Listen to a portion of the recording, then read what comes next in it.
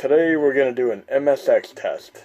This is one of the last HMODs that I had set aside to try to get it running, and I finally tested it the other day and had really nice results.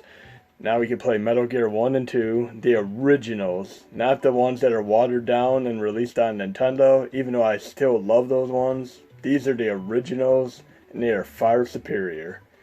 Hideo Kojima has made so many excellent games over the years, from Snatcher to the Metal Gear series, and it's unfortunate that there's a little problem with him and Konami where they wanted him to go on and make mobile phone games rather than spend 5 more years invested in another game, Silent Hill. So they completely canceled that, and he stepped down, but he'll be back. But they wanted him to switch over to the mobile phone market, and we know that that's not Hideo Kojima. That's not the guy we know. He makes great games, and he don't need to be on mobile phones doing that stuff. So, anyways, I'm going to show you some of these great MSX games, and some of these are comparatively different from the Nintendo counterparts, and they're fun as hell to watch.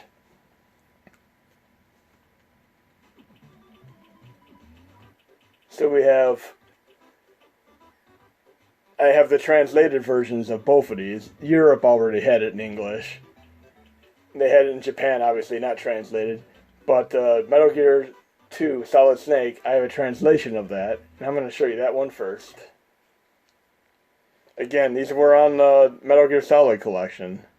I picked these up on Vita, as well as PS3. And no collection's complete without a Metal Gear collection. I remember how many hours I spent even playing VR missions. But these translate extremely well to the Mini, and it's nice being able to play MSX on here.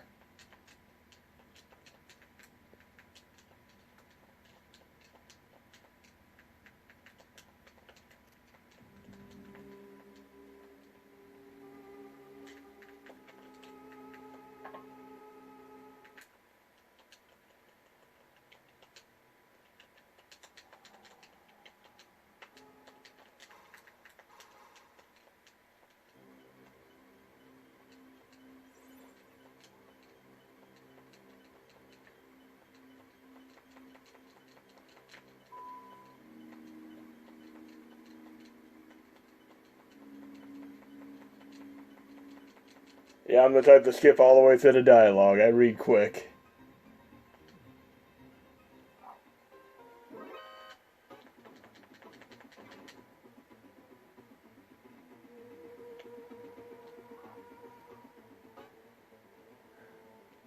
One thing you might have noticed with Snake's Revenge is it didn't have the Konami logo on it. It actually said Ultra Games on it. And there's a reason for that, because Nintendo had a limit to how many games a company could release within a given year. So Konami did a little workaround for that, and they had a subdivision of their Konami company called Ultra Games, and they released games like Skate or Die, Defender of the Crown, as well as Snake's Revenge. And more Konami without having to deal with Nintendo's rules. I'm going to show you the Metal Gear 1 that was also on MSX, and I'm going to do the Japanese version so you can see how that looks. Even when you have games that have the original Japanese speech versus American speech, sometimes it's nice just to keep the original speech in there for it's more realistic and authentic, and you see how corny it gets when they do dubbed, translated versions of some dialogue or of characters in fighting games especially.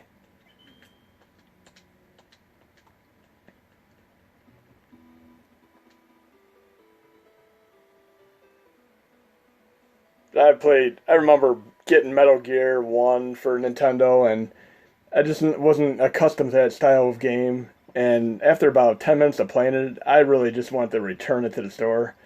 I ended up just keeping it, and I remember beating that game a good 50 times.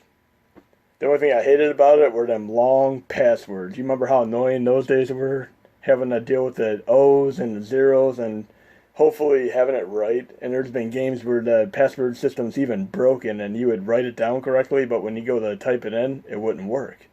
And that was just a bug with some games with passwords.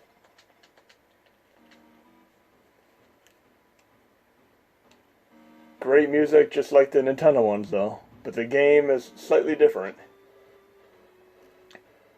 Now, if you want to play any game on your mini Nintendo and you're a Metal Gear fan, this is the must play. The MSX version of Metal Gear. One thing you might notice that a ton of the MSX games are Konami games because MSX is a Konami computer.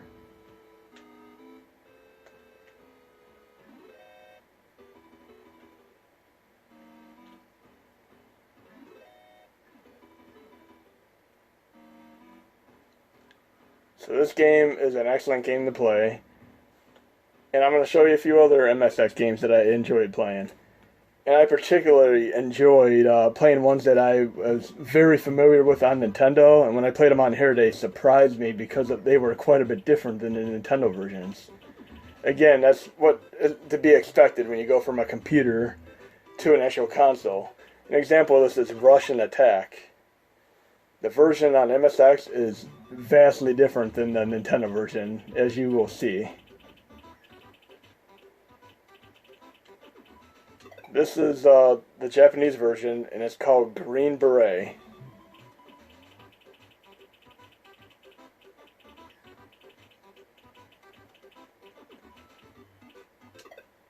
And you would know this as Rush and Attack on Nintendo. Graphics are completely different in this.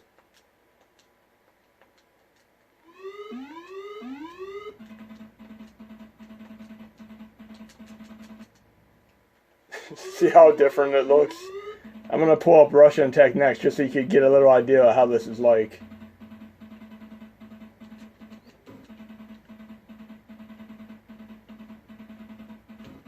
Really does feel like an old school computer game. Now we're going to compare the Nintendo version to it. And I did have a lot of fun playing this Green Beret version. It was really cool.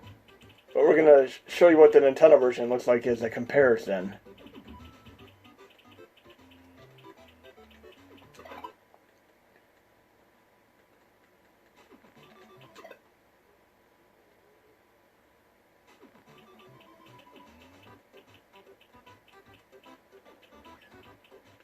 Rush and Attack Nintendo.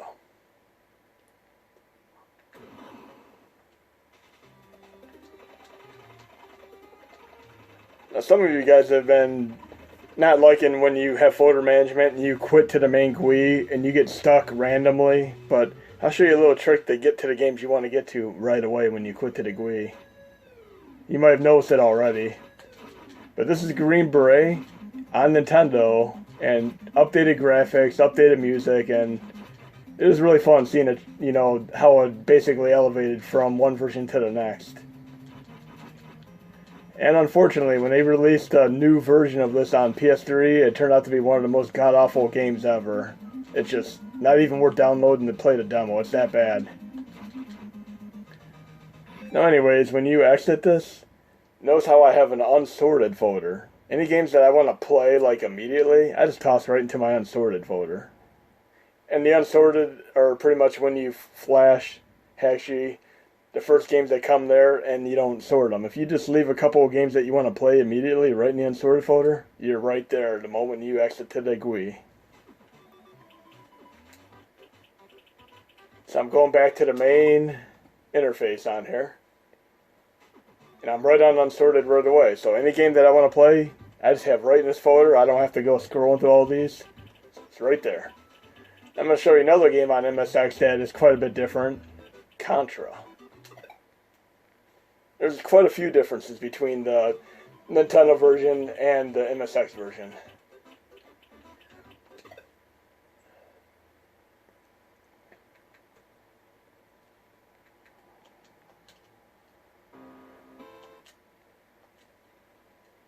Now you might remember in the Nintendo version, when you go left to right, the game scrolls with you. Notice how it's not scrolling? You go screen to screen.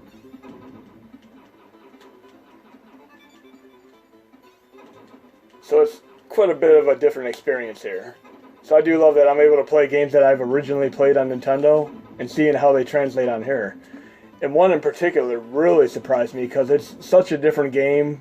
At face value when you start it, it seems like it's the same game, but it's not at all. And that's the Castlevania game, Vampire Killer. I'm going to show you it as the final game in this video. course, with any Contra game, once you get the spread gun, that's when the game becomes OP mode.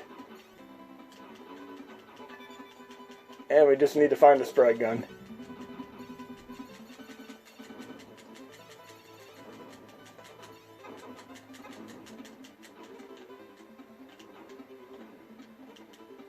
I can't get used to this one. You might also notice that the arcade version of Contra is slightly different than this version too.